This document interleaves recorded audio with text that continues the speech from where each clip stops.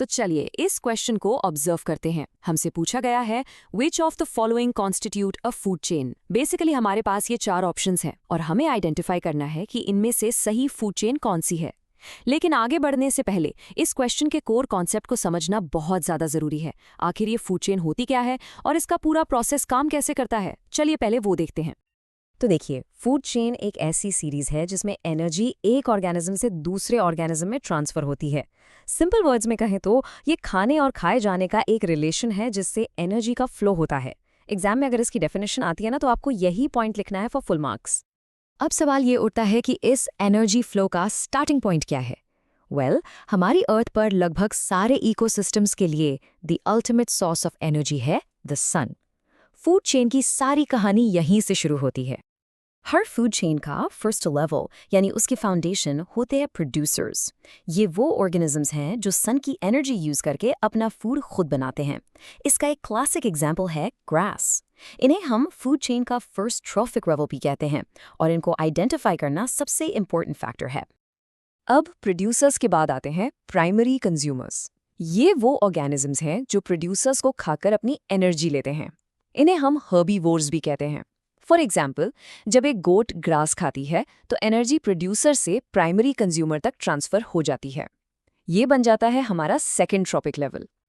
और फिर इसके बाद आते हैं सेकेंडरी कंज्यूमर्स जो प्राइमरी कंज्यूमर्स को खाते हैं।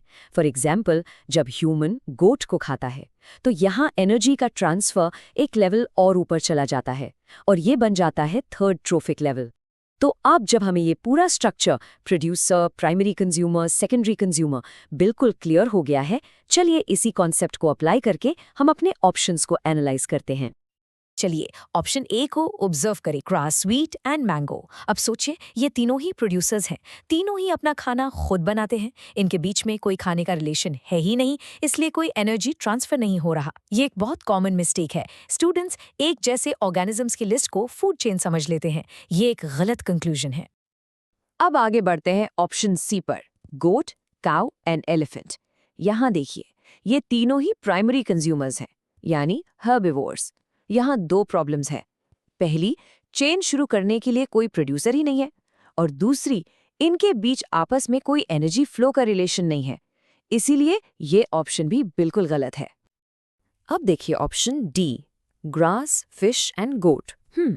यहाँ शुरुआत तो ठीक लग रही है। ग्रास एक प्रोड्यूसर है, लेकिन उसके बाद का रिलेशन लॉजिकल नहीं है। एक गोट फिश नहीं खाती, राइट?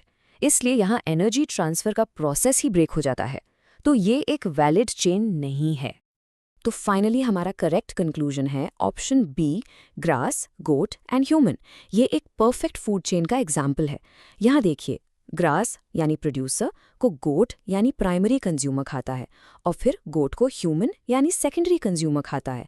इसमें एनर्जी का डायरेक्शन ऑफ फ्लो बिल्कुल क्लियर है, प्रोड्यूसर से प्राइमरी कंज्यूमर और प्राइमरी से सेकेंडरी कंज्यूमर तक। वी होप आपको वीडियो अच्छा लगा होगा और क्वेश्चन से रिलेटेड कॉन्सेप्ट्स क्रिस्टल क्लियर हो गए होंगे। Will see you next video. Till then, tata, bye bye.